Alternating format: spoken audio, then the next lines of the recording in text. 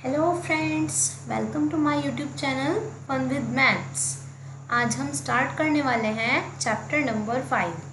Last video में मैंने आपको चैप्टर 4 तक कंप्लीट करा दिया था। आई होप आप सभी को अच्छे से समझ आ गया होगा, सभी क्वेश्चंस क्लियर हो गए होंगे।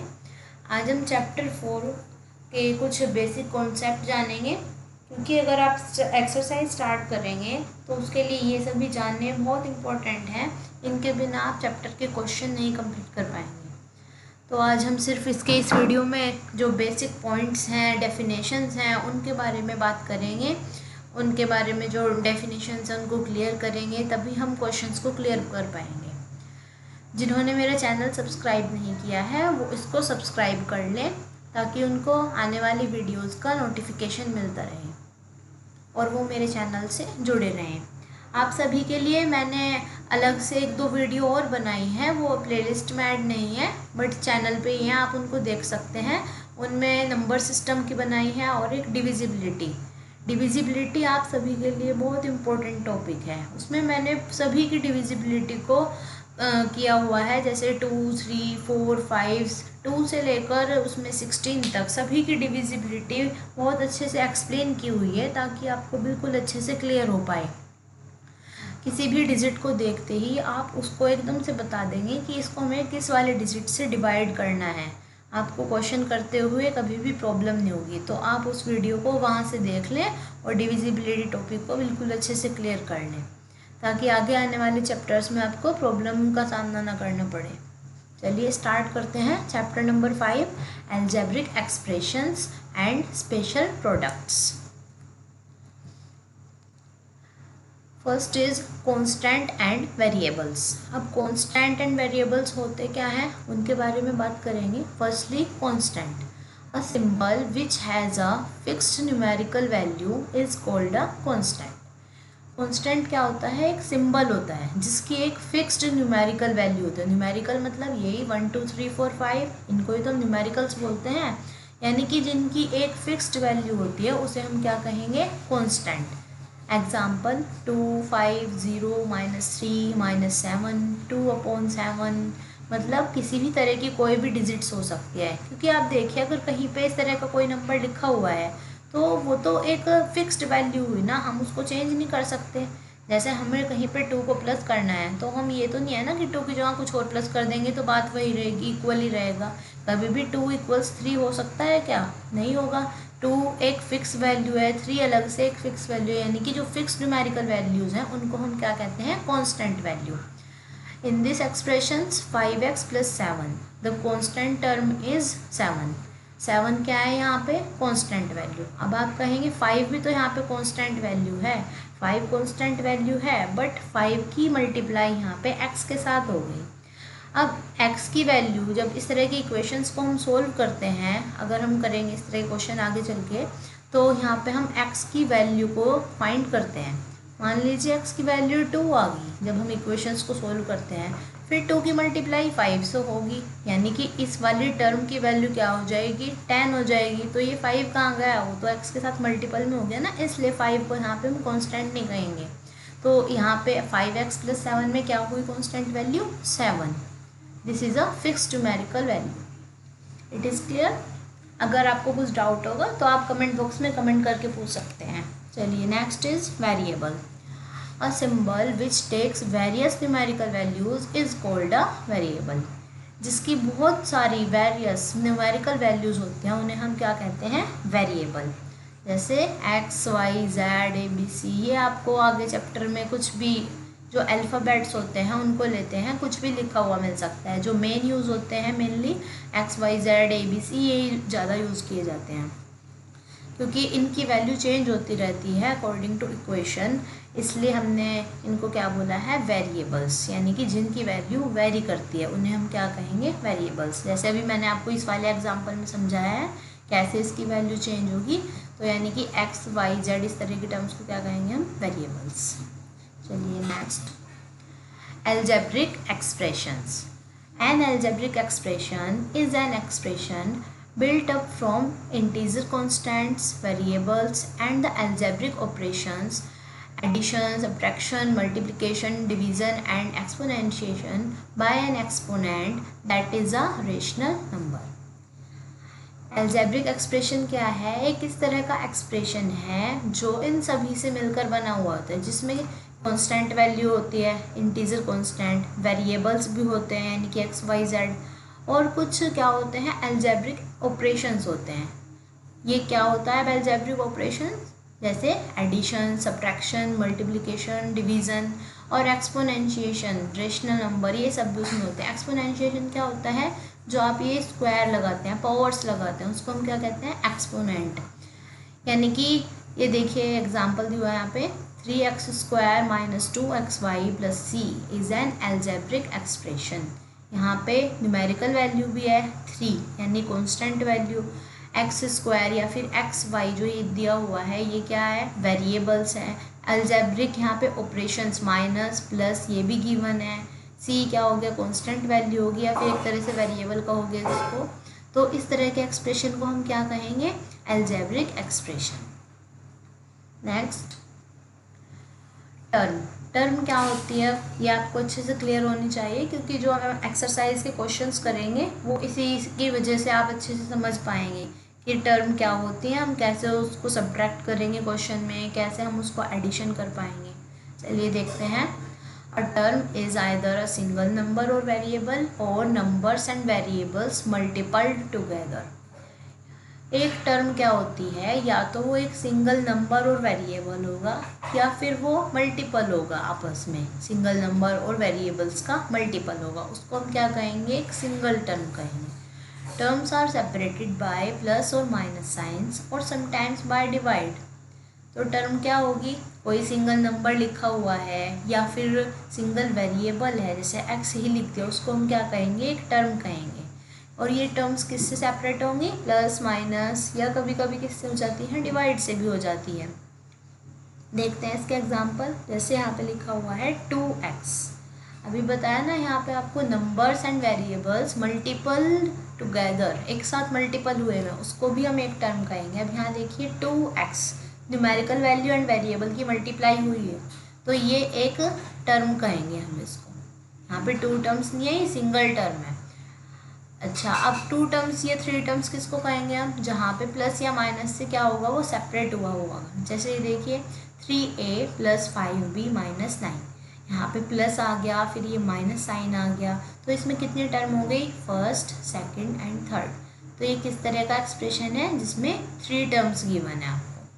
तो अगर प्लस माइनस देखते हैं उसके अकॉर्डिंग हम काउंट करते हैं, तो ये 3 टर्म्स का क्या हो गया? Expression.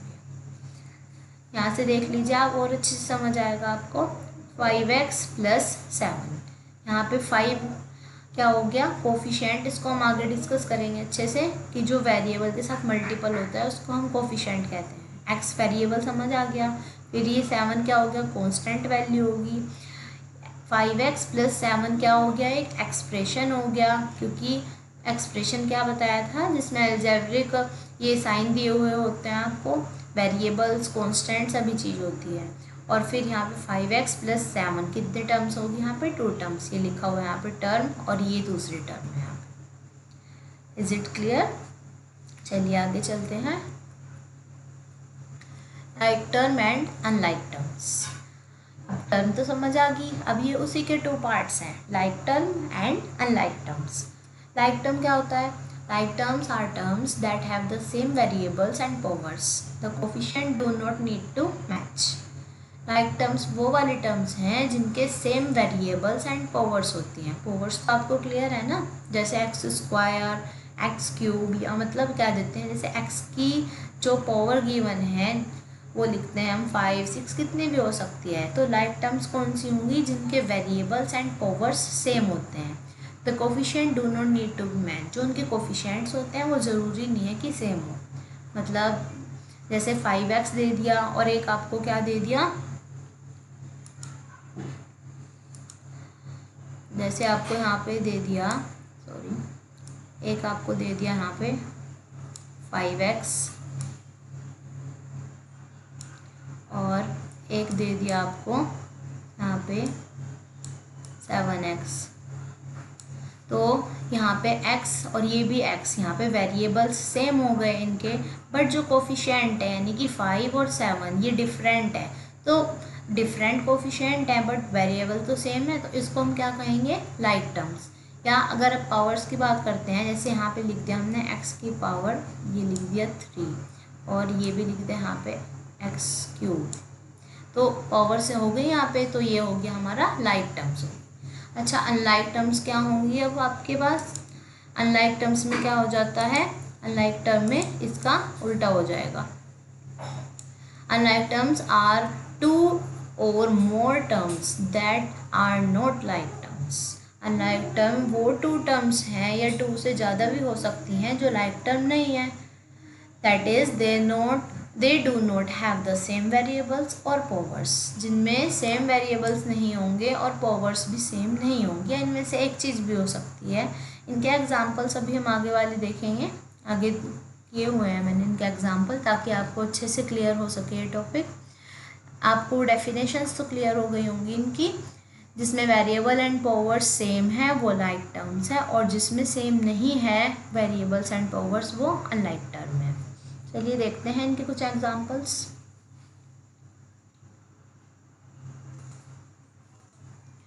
Like terms 2x + 19x।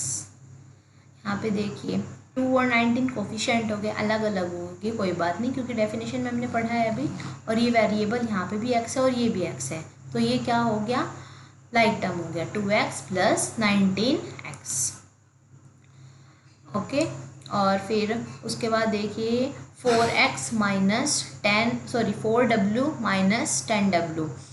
तो यहाँ पे w ले लिया वेरिएबल, बट है तो सेम वेरिएबल, उसमें बोला था पावर एंड जो वेरिएबल होगा वो सेम होना चाहिए। तो ये क्या हो गया, दोनों ये भी हमारे लाइक टर्म्स में आ गया। ये लिखा है 14 × 2r - 12r। तो कोफिशिएंट चाहे कुछ भी हो बट वेरिएबल सेम होना चाहिए। नीचे देखिए 32a² + 9a²। यहाँ पे अब वेरिएबल एंड जो पावर है a⁻², 9a⁻², variable and power same है, कोफिशिएंट चेंज है, कोई बात नहीं, तो लाइक टर्म में आ गया ये भी। अब देखते हैं अनलाइक टर्म किस टाइप की होती हैं। 2x + 19a। यहाँ पे कोफिशिएंट्स चेंज है, क्लियर है, बट वेरिएबल देखिए यहाँ पे ये x गिवन है आपको और ये a गिवन है, यानी कि दोनों ही चेंज है, वेरिएबल यहाँ पे सेम गिवन नहीं है x और a, तो ये क्या आ गया, अनलाइक टर्म। 4w - 10w²। यहाँ पे वेरिएबल सेम है बट जो इनकी पावर्स है वो डिफरेंट है। ये यहाँ पे w की पावर 1 है और ये w की पावर 2 है, यानी कि ये भी दोनों क्या होगी, अनलाइक टर्म्स होगी। 12r - 12s, ये वेरिएबल चेंज है यहाँ पे, बस इसी तरह से आपको चेक करना है। अगर पावर एंड वेरिएबल सेम है तो लाइक टर्म, और अगर चेंज है तो अनलाइक टर्म। जो हम आगे क्वेश्चन सॉल्व करेंगे वो इसी के बेसिस पर होंगे। अगर लाइक टर्म्स दी हुई हैं क्वेश्चन में तो हम उन्हीं को ऐड या सब्ट्रैक्ट कर सकते हैं। अनलाइक टर्म्स कभी भी ऐड और सब्ट्रैक्ट नहीं होंगी। अगर इस तरह से किसी क्वेश्चन में गिवन है कि इनको ऐड कीजिए तो हम इसको एज इट इज़ ऐसे ही लिख देते हैं, आपका क्वेश्चन यही कंप्लीट हो जाएगा। बट अगर ये गिवन है या आंसर मतलब नीचे ये आ जाता है हमारा सोल्व करते हुए 2x + 19x, तो हम इनको ऐड कर देते हैं। 19 + 2 कितना हो गया, 21x। बट अगर अनलाइक टर्म है तो इसको एज इट इज़ ऐसे ही लिखेंगे। चलिए नेक्स्ट, कोफिशिएंट्स अभी थोड़ा सा बताया था आपको, बट और अच्छे से अभी क्लियर कर लेते हैं कि कोफिशिएंट्स क्या होते हैं। कोफिशिएंट्स 2 टाइप्स के बताए हुए हैं आपकी बुक में। मैंने बिल्कुल आपकी बुक के अकॉर्डिंग ही सभी कुछ यहाँ पे बताया हुआ है, उसी तरह से डेफिनेशंस लिखे हुए हैं, कुछ और भी ऐड किया हुआ है ताकि आपको और अच्छे से क्लियर हो पाए। कुछ एग्जांपल्स हो गए या फिर डेफिनेशंस में भी कुछ थोड़ा सा चेंज किया हुआ है ताकि मैं आपको और अच्छे से क्लियर कर पाऊँ कोई भी टॉपिक। अगर आपको कहीं पे भी कुछ भी डाउटफुल लगता है तो आप प्लीज़ कमेंट करके मुझे बताएं ताकि मैं उसको अच्छे से आपको क्लियर कर सकूं। चलिए देखते हैं। कोफिशिएंट्स के अंदर अब 2 टाइप्स के कोफिशिएंट्स आ गए, एक तो न्यूमेरिकल कोफिशिएंट्स और एक लिटरल कोफिशिएंट्स। अब इन दोनों के बारे में देखते हैं क्या आता है। A numerical coefficient is defined as a fix number that is multiplied to a variable. जो न्यूमेरिकल कोफिशिएंट्स है उसको कैसे डिफाइन किया गया है कि वो एक फिक्स्ड नंबर है, कैसा नंबर है? फिक्स्ड नंबर जो एक वेरिएबल के साथ मल्टीपल हुआ है। वेरिएबल कौन से थे? एक्स वाई जेड टाइप, और फिक्स नंबर यानी कि न्यूमेरिकल्स 3 1 2 ये इस तरह के थे। तो चलिए देखते हैं एग्जांपल। 3x + 2y + 4 ये क्या है? एक अलजेब्रिक एक्सप्रेशन। यहाँ पे अब देखिए 3x, ये जो 3 गिवन है यहाँ पे, 3 क्या है? वेरिएबल, सॉरी x वेरिएबल और 3 न्यूमेरिकल वैल्यू यानी कि फिक्स्ड वैल्यू। तो 3 को क्या कहेंगे हम? 3 is the coefficient of x। 3 किसका कोफिशिएंट हुआ? x का कोफिशिएंट हुआ।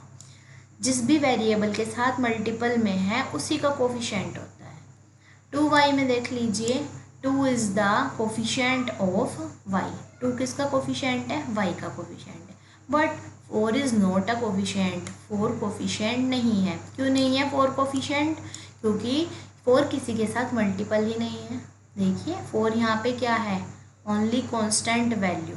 कोफिशिएंट कब होता है? अगर ये वेरिएबल के साथ मल्टीपल में होता। तो क्या लिखा हमने यहाँ पे इसलिए, but 4 is not a coefficient as it is not being multiplied by a variable, it is a fixed value.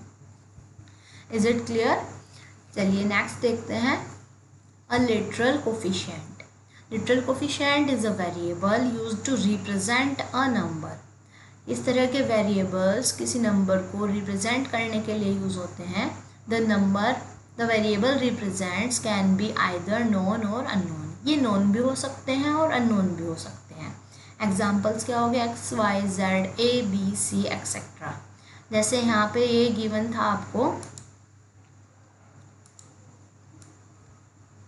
ये जो एग्जाम्पल था 3x + 2y + 4, यहाँ पे अब देखिए x और जो y है इन दोनों को हम क्या कहेंगे?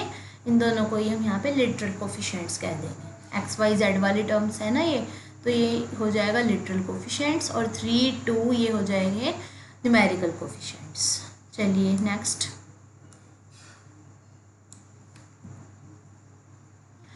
Variables and constants in algebraic expressions. यहाँ पे और अच्छे से आपको क्लियर हो जाएगा इस एग्जाम्पल की हेल्प से। 52x² - 9x + 36 = 7m + 82। अब देखिए ये जो यहाँ पे पिंक पार्ट में गिवन है इसको हम क्या कहेंगे? एक्सप्रेशन। जो अब इतनी देर से बात कर रहे हैं अलजेब्रिक एक्सप्रेशन, यहाँ पे पावर्स हैं, वेरिएबल्स है, न्यूमेरिकल है और साइन भी गिवन है प्लस माइनस के, तो इस पार्ट को हम क्या कहेंगे? एक्सप्रेशन। अच्छा, अगर हम इस पूरे की बात करते हैं, देखिए जो ब्लैक पूरा ब्रैकेट बना हुआ है इसको हम क्या कह देते हैं? इक्वेशन। इक्वेशन कब बनती है कोई, ये भी आपको पता होना चाहिए। भले ही आपके इस चैप्टर में इक्वेशन के बारे में नहीं गिवन है, बट अभी आगे मिल जाएगा आपको। तो एक्सप्रेशन तो ये इतना ही हो गया 36 तक का। बट अगर ये किसी वैल्यू के इक्वल्स हो जाता है, इक्वल्स टू 7m + 82 गिवन है ना, अगर कुछ वैल्यू, ये इस तरह का एक्सप्रेशन किसी वैल्यू के इक्वल हो जाता है तो उसको हम क्या बोल देते हैं? इक्वेशन बोल देते हैं। और ज़्यादा जानने की ज़रूरत नहीं है, बट आपको इक्वेशन पता होनी चाहिए कि क्या होता है। चलिए और चीज़ें क्लियर करते हैं इसमें। अभी 7m गिवन है, यहाँ पे m क्या हो गया? वेरिएबल हो गया, या लिटरल कोफिशिएंट कह सकते हैं इसको, और 7 क्या हो गया? Numerical coefficient. 82 क्या हो गया? कांस्टेंट, क्योंकि इसकी मल्टीपल यहाँ पे किसी भी वैल्यू से नहीं हुई है, इसके साथ x y कुछ भी नहीं है वेरिएबल, इसलिए इसको हम क्या कहेंगे? कांस्टेंट। और यहाँ पे कितने टर्म्स गिवन है आप बताइए?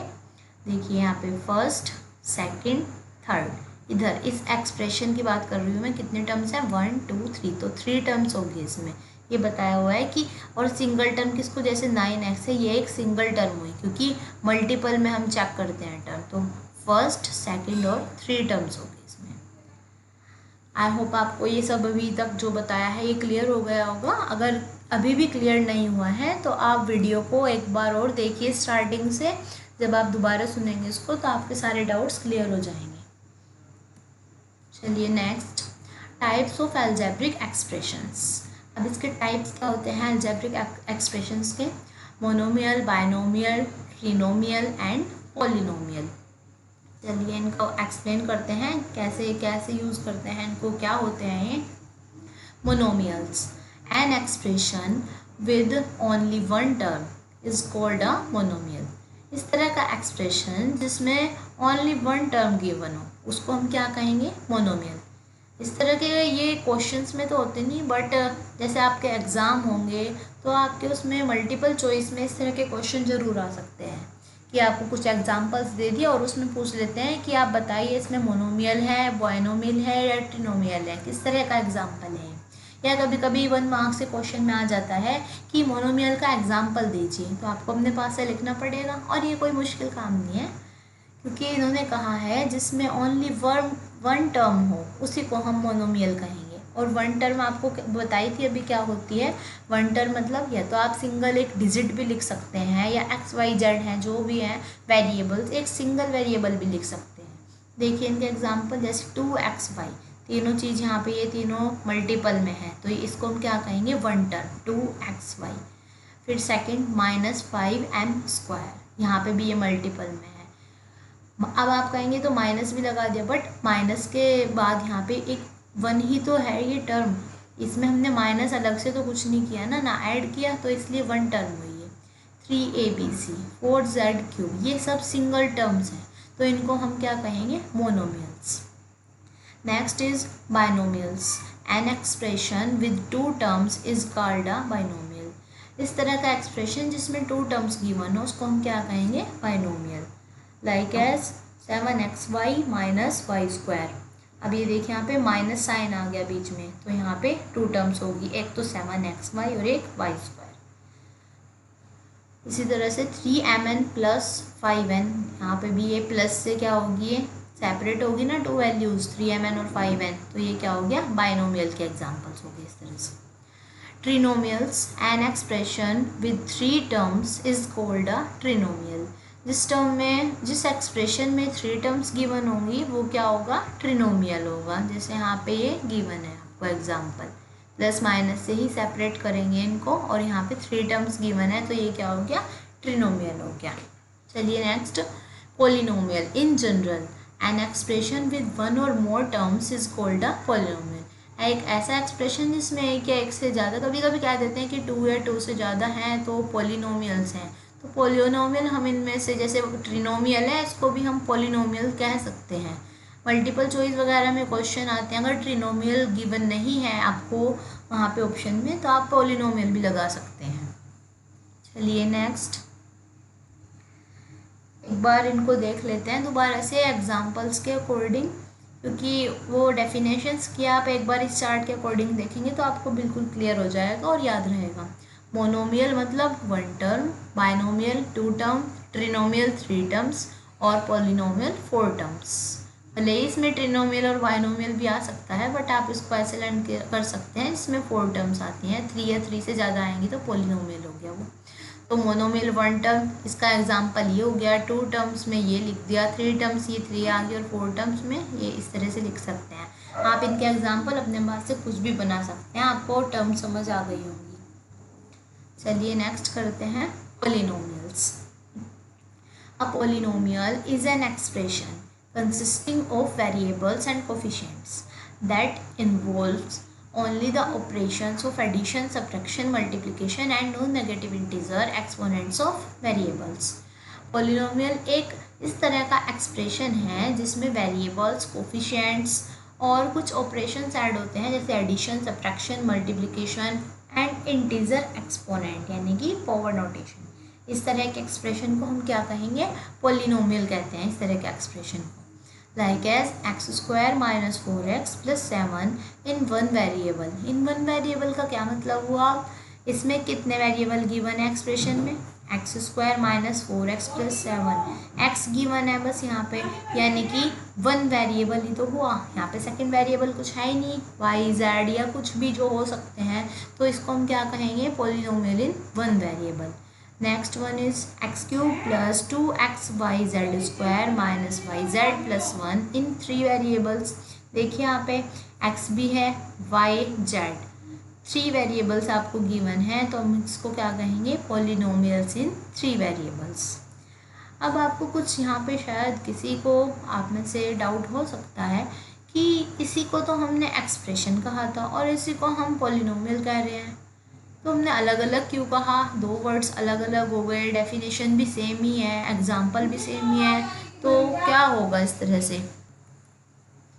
तो चलिए आपके इस डाउट को भी क्लियर कर देते हैं। शायद आपको बुक से समझ ना आया हो, क्योंकि मेन पॉइंट्स तो आपने नीचे के पढ़े ही नहीं होंगे, आपने सिर्फ डेफिनेशन रीड की होगी और आपको इतना ही मिला होगा। कुछ को आप में से हुआ होगा डाउट कि सेम सेम है, शायद एक ही ना हो। चलिए इसको क्लियर करते हैं, क्या है इसमें। पहले आप इसकी डिग्री देख लीजिए एक बार, जो आपके क्वेश्चंस में भी यूज होगी। Degree of polynomials, degree of a term with one variable is exponent on the variable.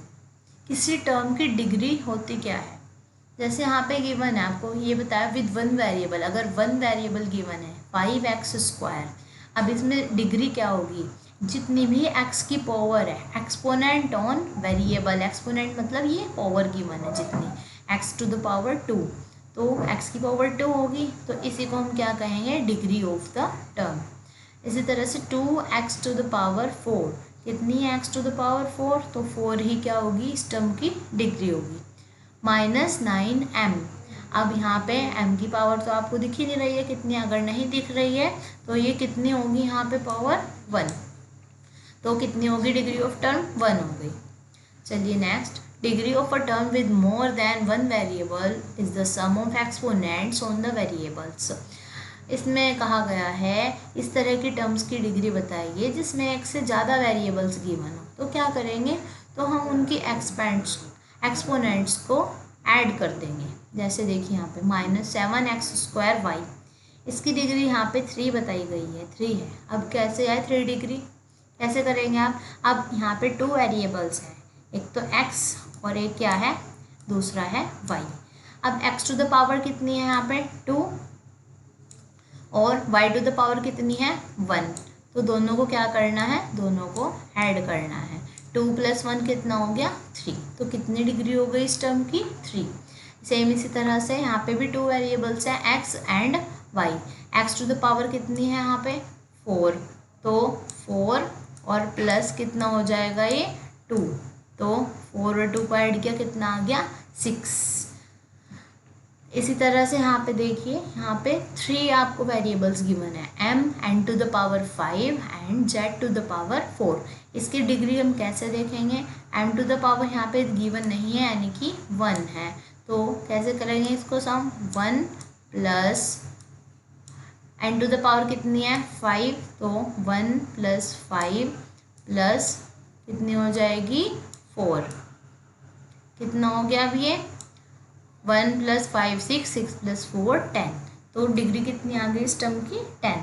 अगर ये टर्म की बात हो रही है क्योंकि ये सब मल्टीपल में है, और आपको पता होना चाहिए अगर वेरिएबल्स मल्टीप्लाई में हैं तो उनकी पावर्स ऐड हो जाती हैं, वो सेम जो होते हैं वेरिएबल्स उनकी ऐड होती है, बट अगर हम डिग्री कैलकुलेट कर रहे हैं तो इन सभी की पावर्स को ऐड कर देंगे।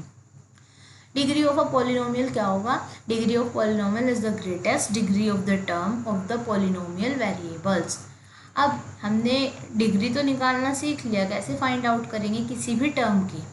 अब पॉलिनोमियल की डिग्री क्या होगी, अब देखिए यहाँ पे कितने टर्म्स गिवन है 1 2 और ये 3 टर्म्स हैं, तो डेफिनेशन में क्या गिवन है कि जिस भी टर्म की डिग्री ग्रेटेस्ट होगी वही पॉलिनोमियल की डिग्री होगी। अब यहाँ पे इस वाले टर्म की डिग्री कितनी होगी 3, इसकी डिग्री 1 और इसकी डिग्री 0, क्योंकि यहाँ पे तो वेरिएबल है ही नहीं, तो इस वाले पॉलिनोमियल की डिग्री कितनी हो जाएगी 3। इसी तरह से यहाँ पे देखिए 2x to the power 4 y to the power 2 + 5x² y³ - 6x = 2, ये क्या गिवन है। अब इसकी डिग्री निकालनी, इसकी डिग्री कितनी दी हुई है यहाँ पे 6 आ गई, कैसे आई है अभी 6, हमें ग्रेटेस्ट डिग्री फाइंड आउट करनी है। इस टर्म की डिग्री कितनी आएगी 4 + 2 6, इस वाले टर्म की कितनी आएगी 2 + 3 5, तो हाईएस्ट डिग्री कितनी होगी 4 + 2 6, तो इस वाले टर्म की डिग्री हो गई 6, हाईएस्ट डिग्री कितनी आ गई 6, सो इस पॉलिनोमियल की डिग्री होगी 6।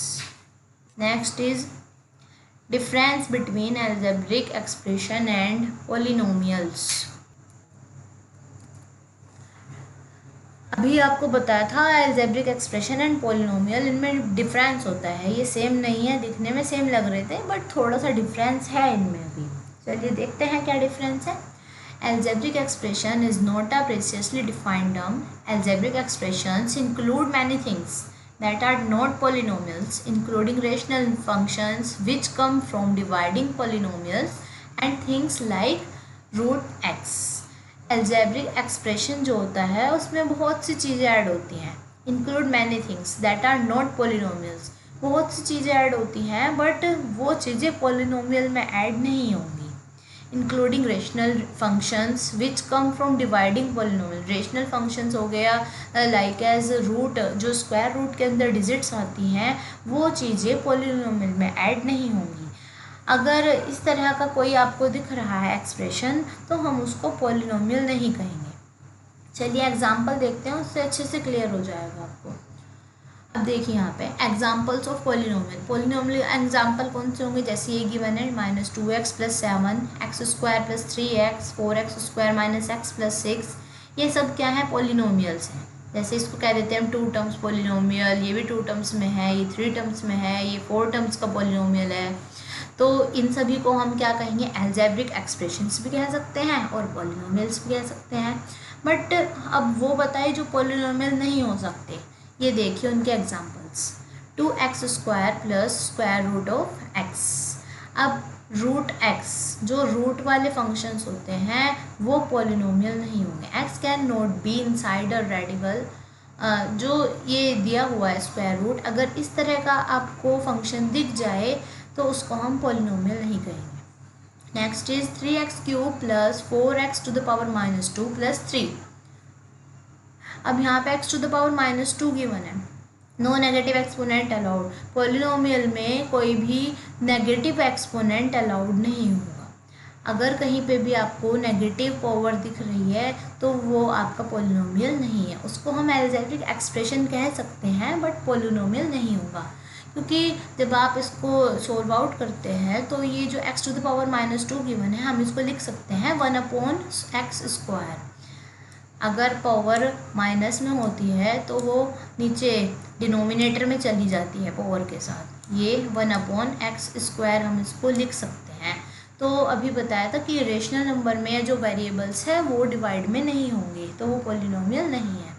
तो आपको समझ आए 2 पॉइंट्स जो बताए कि अगर स्क्वायर रूट में गिवन है तो पोलिनोमियल नहीं होगा, नेगेटिव एक्सपोनेंट है वो भी पोलिनोमियल नहीं होगा, और ये गिवन है x² - 2/x. ये भी सेम इसी तरह से हो गया कि अगर माइनस में पावर है तब भी यही बात है और अगर अपोन में x लिख दे तब भी यही बात है, डिनोमिनेटर में वेरिएबल नहीं होगा.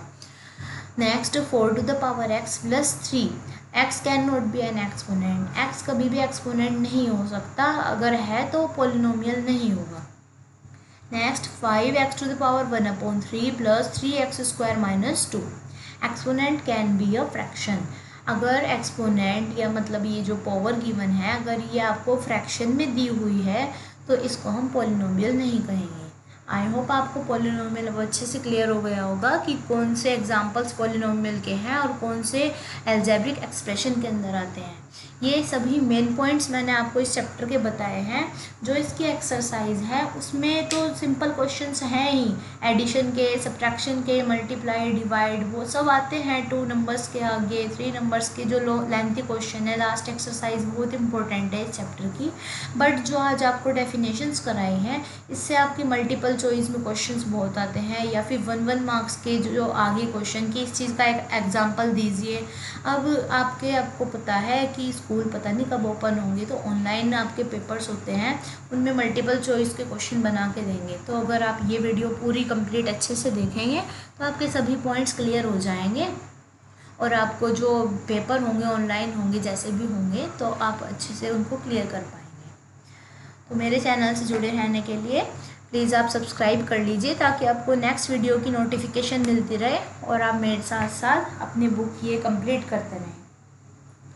अगर आपको वीडियो पसंद आए प्लीज़ शेयर कीजिए इसको और लाइक कीजिए, जिससे मैं आपके लिए आगे को और इससे भी अच्छी वीडियो बना सकूं और आपके सभी चैप्टर्स को कंप्लीट करा पाऊँ.